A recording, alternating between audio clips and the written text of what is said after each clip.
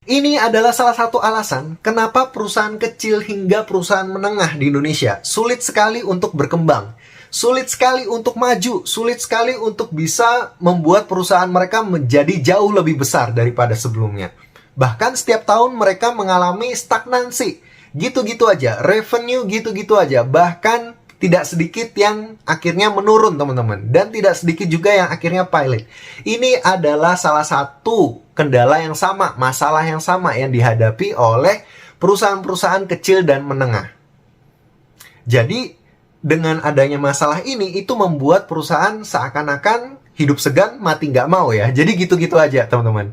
Permasalahan apa sih? Jadi permasalahan yang saya akan bahas pada video kali ini adalah lack of trust atau kurangnya kepercayaan. Nah, kurangnya kepercayaan atau bisa kita bahasakan trust issue, itu menjadi salah satu permasalahan yang kelihatannya sepele, teman-teman. Tapi sebenarnya itu dampaknya besar banget ke perusahaan. Contohnya gimana sih perusahaan yang memiliki trust issue yang tinggi? Kita harus melihat pemimpinnya. Gimana-gimana perusahaan itu bisa dipercaya kalau misalnya dari pemimpinnya pun bisa dipercaya. Kalau pemimpinnya nggak bisa dipercaya, otomatis bawahannya pun nggak bisa dipercaya, teman-teman. Karena apa? Kepercayaan itu datangnya dari pemimpin. Pemimpinnya dulu, teman-teman. Baru bawahannya itu mengikuti dari apa yang dilakukan oleh pemimpinnya. Nah, saya akan memberikan salah satu contoh yang sering sekali saya dapatkan di berbagai perusahaan kecil dan menengah.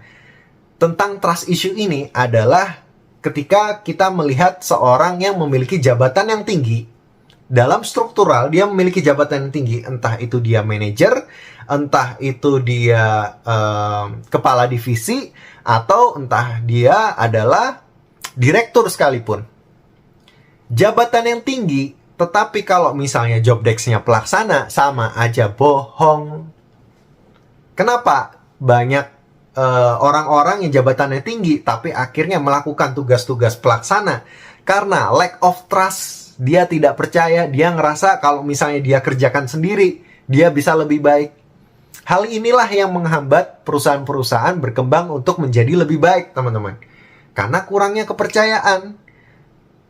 Tidak percaya kepada bawahannya, akhirnya dikerjakan sendiri, terus akhirnya siapa yang akan memikirkan untuk visi perusahaan, misi perusahaan, kemana perusahaan ini nanti mau dibawa? Ada nggak inovasi yang baru untuk perusahaan? Ada nggak ide-ide baru, mimpi-mimpi yang baru untuk perusahaan?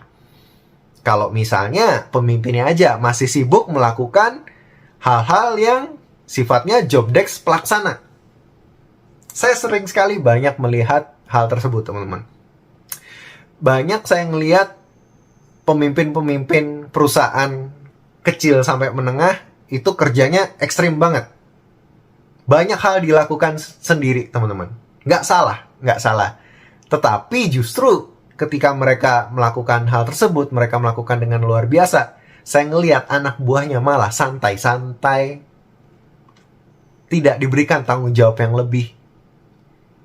Justru ini adalah malapetaka menurut saya. Anda tidak mengajarkan disiplin kepada karyawan Anda. Saya ngelihat banyak sekali perusahaan yang sulit untuk maju, sulit untuk berkembang. Jangankan kepada karyawan sendiri. Perusahaan yang keluarga aja, kadang ada orang tua yang tidak memberikan kepercayaan kepada anaknya untuk mengambil keputusan penting, teman-teman. Padahal orang tuanya udah usia juga. Udah menjalankan perusahaan ini. Udah menjalankan perusahaan ini selama bertahun-tahun, teman-teman. Tapi perusahaannya begitu-begitu aja. Karena apa? Karena dari dulu sampai hari ini yang dilakukan adalah Superman. Semuanya dilakukan sendiri. Keputusan-keputusan penting dilakukan sendiri. Sehingga apa? Waktunya habis untuk melakukan pekerjaan-pekerjaan yang sifatnya sebenarnya bisa dilakukan oleh orang lain. Sehingga dia tidak ada waktu berpikir untuk ekspansi, berpikir untuk membesarkan perusahaan, membesarkan toko. Tokonya gitu-gitu aja. Perusahaannya gitu-gitu aja. Karena apa? Karena kurangnya kepercayaan. Memang kalau orang merintis itu tidak gampang, teman-teman. Ada perasaan self-belonging atau perasaan memiliki. Karena dia memiliki, memang dia memiliki. Tapi kita harus bisa.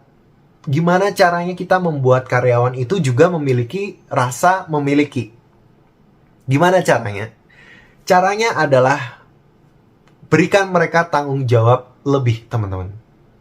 Berikan mereka waktu, berikan mereka pengalaman untuk mereka bisa melakukan sebuah tindakan, sebuah keputusan yang mereka bisa pertanggungjawabkan. Kasih mereka waktu untuk belajar, teman-teman. Ini yang saya rasa di perusahaan kecil dan menengah yang sulit untuk besar. Karena masalahnya ada di trust issue ini, teman-teman. Sedikit-sedikit nggak percaya, sedikit-sedikit nggak percaya. Ketika karyawannya melakukan kesalahan kecil, buyar udah semuanya. Cari karyawan baru. Cari karyawan baru berharap ada karyawan yang punya skill yang luar biasa, CV-nya terlihat luar biasa, tapi gajinya gede, dimasukin aja. Ketika karyawan dengan tampilan-tampilannya wah, seperti itu masuk ke dalam perusahaan, belum tentu kerjanya bagus, teman-teman. Saya itu loh sudah ngelihat banyak perusahaan yang berusaha memasukkan orang-orang yang kelihatannya CV-nya dipoles dengan wow, sertifikatnya wow, tapi bisa kerja apa enggak? Belum tentu. Yang terjadi apa? Perusahaannya boncos, udah ngeluarin duit banyak-banyak, tetapi akhirnya habis waktu juga di karyawan yang baru yang kelihatannya wow ini, padahal dia ujung-ujungnya juga belajar juga karena dia belum memahami lingkungan sekitar. Karena terkadang kita memang ada saatnya perusahaan harus mencari pemimpin. Tetapi di saat yang sama perusahaan juga harus bisa membuat pemimpin. Menciptakan pemimpin, teman-teman. Di saat yang sama perusahaan itu harus bisa menjadi wadah bagi orang-orang yang pelaksana-pelaksana ini muncul menjadi seorang pemimpin. Karena nggak jarang juga ketika jabatan diberikan kepada orang, di situ karakter orang baru teruji, teman-teman. Gimana kita mau ngetes orang itu bagus apa enggak kalau misalnya kita nggak pernah nguji dia dengan kebijakan-kebijakan atau keputusan-keputusan penting. Banyak pemimpin-pemimpin perusahaan yang saya ngerasa kurang di sini. Sehingga akhirnya perusahaannya gitu-gitu aja. Karena waktunya habis untuk ngurusin hal-hal yang sebenarnya bisa didelegasikan. Jadi kalau misalnya perusahaan mau besar, saat ini kamu lagi merintis perusahaan atau merintis toko, usahakan kamu mendelegasikan hal-hal yang bisa didelegasikan. Tapi tentu saja, delegasi itu harus bertahap. Kita nggak bisa dong percaya orang yang memang belum teruji secara waktu. Butuh waktu, teman-teman, untuk bisa mempercayai 100% kepada orang.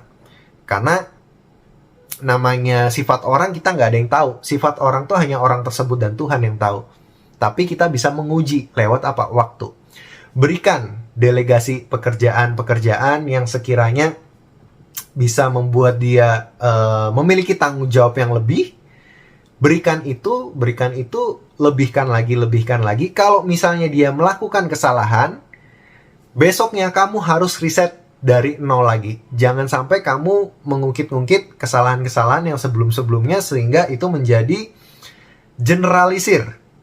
Jadi gara-gara satu kesalahan ini misalnya nggak teliti di bagian A, kamu merasa dia A, B, C, D semuanya nggak teliti. Jangan seperti itu, teman-teman. Sebagai pemimpin, kita harus bisa mempercayai kembali.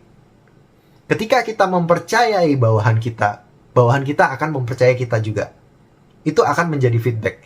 Tapi kalau misalnya kita sudah feeling untrust duluan dengan bawahan kita, di situ chemistry nggak akan terjadi, teman-teman. Nggak akan ada terjadi chemistry. Sehingga apa? Yang terjadi adalah Superman, bukan super team. Dia kerjanya semuanya diambil sendiri. Yang pelaksana dikasih kerjaan yang sebenarnya itu nggak dikerjakan juga nggak masalah. Itu nggak membangun, teman-teman. Banyak perusahaan yang saya ngeliat manajemennya salah di hal-hal tersebut. Karena apa? Karena kurangnya kepercayaan, trust issue. Karena trust issue, akhirnya mereka nggak mau nih melewatkan atau melewati proses untuk meng-create seorang leader. Mereka maunya instan, karena mereka nggak percaya pelaksana mereka ini bisa untuk menjadi seorang leader. Akhirnya mereka cara instan yang mereka cari. Dengan apa? Merekrut orang-orang yang tadi saya bilang CV-nya terlihat wow. Tapi ujung-ujungnya apa? Kebanyakan zongnya, teman-teman. Kebanyakan zongnya. Kebanyakan orang yang CV-nya wow dengan minta gaji gede, itu biasanya feelingnya buat perusahaan belum tentu lebih baik daripada orang-orang pelaksana yang sudah loyal dan setia ke perusahaan selama bertahun-tahun. Kalau saya pribadi sebagai pemilik perusahaan, saya akan lebih mementingkan karakter dulu. Skill itu bisa dilatih, teman-teman. Skill bisa dilatih, ingat. Tetapi kalau karakter itu terbangun bertahun-tahun lebih lama daripada skill. Karakter itu datang dari kita kecil sampai dengan kita dewasa, teman-teman. Dari kebiasaan yang dilakukan secara terus-menerus, kebiasaan, akhirnya itu membentuk suatu karakter orang ketika dewasa. Itu sulit dirubah. Tidak ada orang yang bisa merubah karakter dalam sekejap.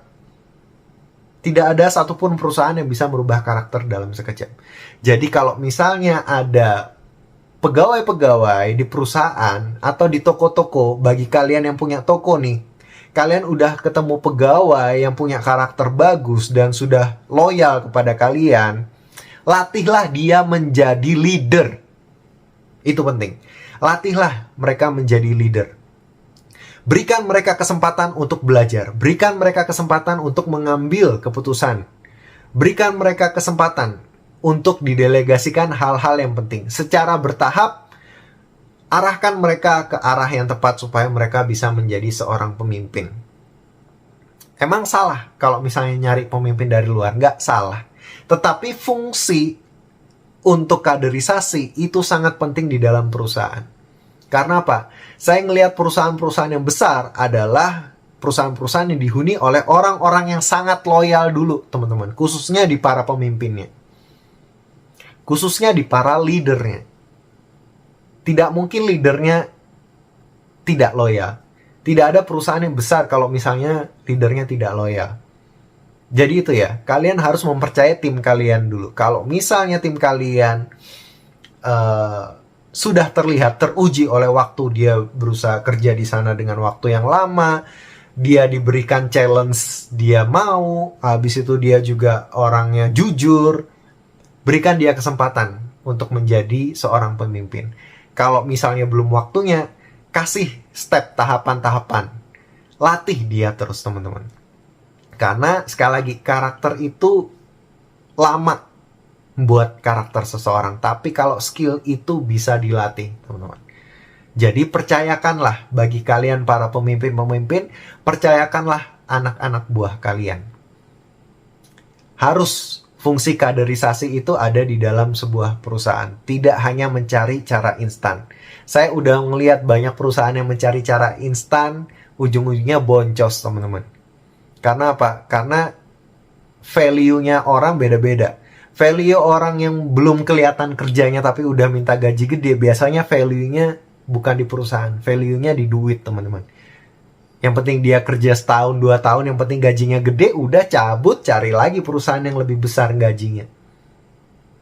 Gak gampang. Sedangkan kalau perusahaan, kalau mau besar, harus bisa cari orang kanan kiri yang bisa dipercaya dan bisa digandeng untuk jalan bersama-sama.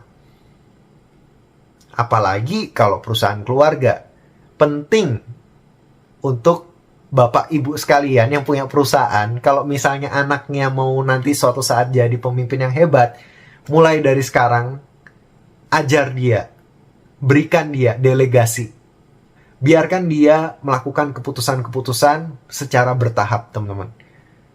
Walaupun ada salahnya, biarkan, kasih dia kesempatan waktu untuk belajar. Ketika dia belajar, saya yakin dia akan menjadi pemimpin yang lebih baik. Daripada ketika nanti kalian udah usia, lalu ternyata anak-anak kalian atau penerus kalian gak ada yang bisa meneruskan perusahaan. Karena dari dulu sudah terkekang, mungkin kerasa, dari dulu terkekang, males ngelanjutin. Akhirnya dia buka usaha sendiri dan berhasil, nanti menyesal.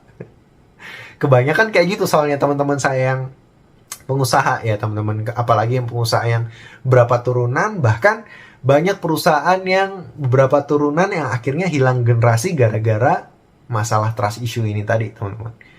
Kalau perusahaan mau besar, otomatis harus berjalan bersama-sama, nggak bisa Superman, harus menjadi super team.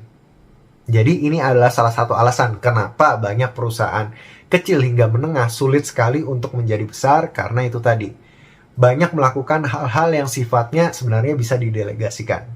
Kita sebagai pemimpin harus bisa mempercayakan kepada anak buah kita apa yang bisa kita delegasikan. Jadi delegasikanlah hal tersebut. Jadi kalau misalnya Anda sebagai pemimpin, luangkanlah waktu Anda untuk lebih banyak berpikir tentang visi misi perusahaan, inovasi-inovasi baru, apa langkah-langkah yang bisa diambil supaya perusahaannya bisa menjadi berkembang lebih baik. Tidak hanya gitu-gitu aja, setiap tahun bisa berkembang lebih baik. Harus ada peningkatan, tidak boleh stagnasi atau penurunan. Oke, mungkin sekian dulu sharing kita kali ini. Semoga ini bisa bermanfaat buat kalian bisa mendapatkan insight-nya. Kalau misalnya kalian punya opini, silahkan tuliskan di kolom komentar. Saya Joshua Hovian, sampai jumpa lagi di video berikutnya. Stay healthy and God bless.